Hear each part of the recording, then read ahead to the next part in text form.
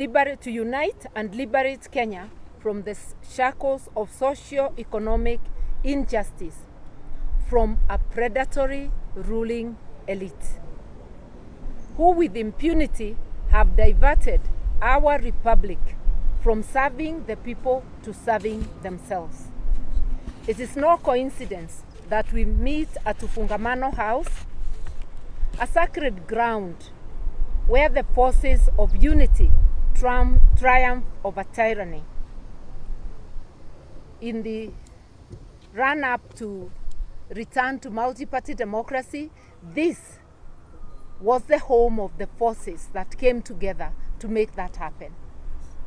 In the search for the 2010 Constitution, Ufungamano was the home of the progressive forces who were battling the KANU regime that wanted to capsize the constitutional review.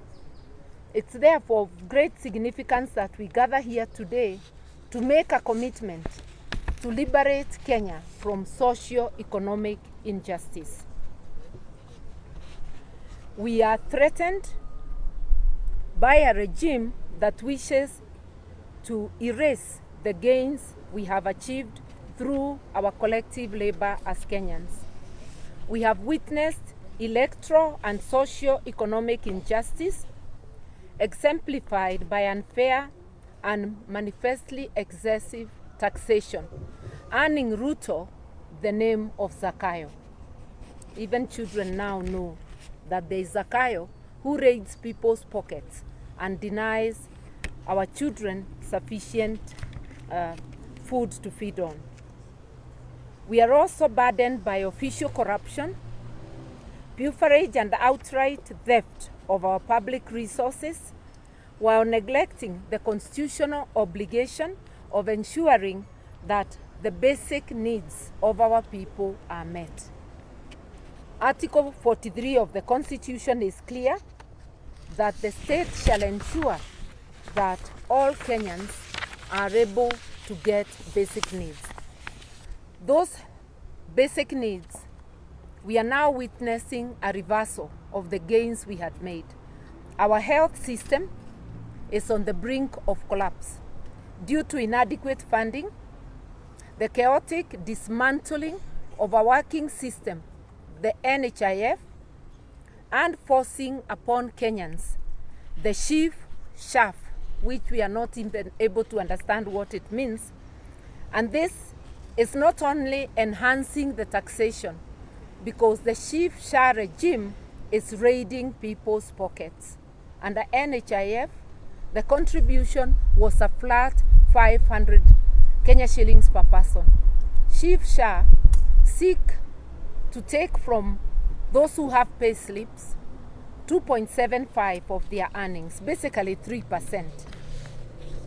And these are pay slips that already have been raided by overtaxation. This is eroding access to quality health care. We have witnessed suffering, death, and impoverishment of families seeking to get their loved one to access health. Those who are unable suffer the consequences, which include death. Education sector is in chaos too. The transition to competency-based curriculum, CBC, has been so mismanaged, as well as the new university funding model. This is jeopardizing the education of our children and their future. Children from vulnerable families are at the greatest risk. Some may not complete university, while others may not get basic education. Every day we are greeted by the news of strikes, whether teachers or in the health sector. We know that Moi University Eldoret is on its knees. We do not know of a single learning institution, and especially the universities, that is not currently undergoing crisis caused by the chaotic manner in which the Ruto regime is managing the education sector. There are many other acts that the Ruto regime continues to commit which violates our constitution. The emasculation of independent institutions only worsens the situation. Parliament and the judiciary are under attack. Parliament has actually morphed from a watchdog to a lapdog. Kenyans are on their own.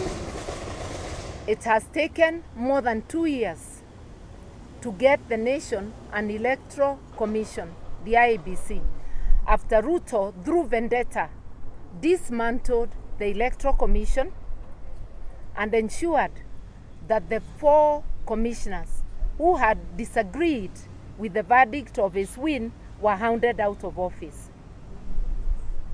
You would imagine that in over 2 years they would have put together another IEBC. It's only early this year that a bill was passed to pave way for the setting up of this necessary institution. But the body has not been set up yet. Cases are in court, and we are asking the judiciary, what is the problem?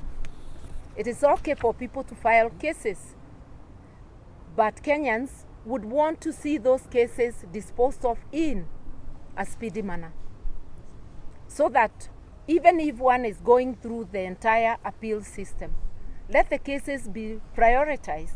They are of utmost necessity. There are constituencies that have done 2 years without representatives, both at the National Assembly and at the county assembly level. This is deplorable at a time we are quickly heading to another electoral cycle. We are therefore appealing to all those who work for the people of Kenya, whether in Parliament, whether in the judiciary or any other office, kindly move with speed, knowing that the lives of Kenyans depend on the decisions you make and the speed with which you make them, because justice delayed is justice denied.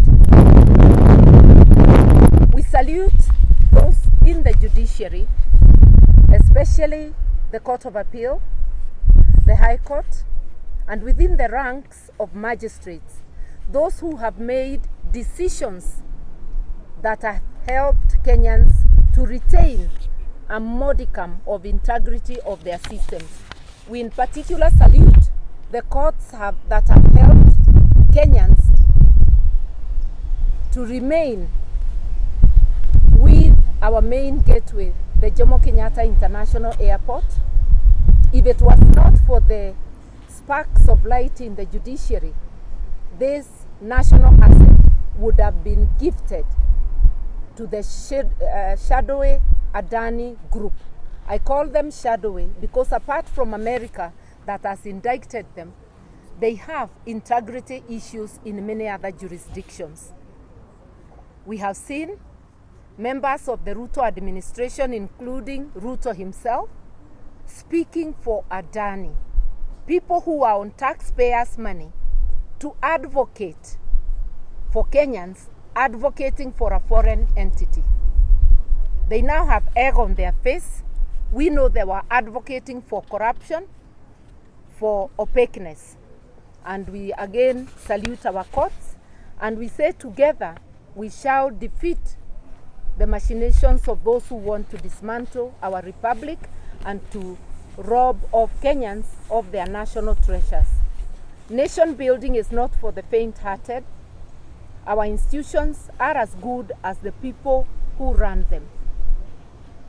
The rot in the executive permeates all levels, and therefore, to save ourselves and to save our homeland, we must redouble our efforts to rid ourselves of this inept, corrupt, and heartless Ruto regime. In order to restore our constitution order, Ruto must go. In order to build a functioning state that serves the interests of people rather than a handful of political elites and their cronies, Ruto must go. In order to restore access to quality health care for all, Ruto must go. to restore and enhance quality education for our children. Ruto must go! In order to strengthen our agriculture and agribusiness, and in order to feed ourselves. Ruto must go! In order to build a cohesive nation where every child, our youth, every woman and man have an opportunity to realize their full potential. Ruto must go! In order to release the full potential of our human and other resources, and to build a prosperous nation for all. Ruto must go! In order to have transparency, accountability in Kenya. Ruto must go!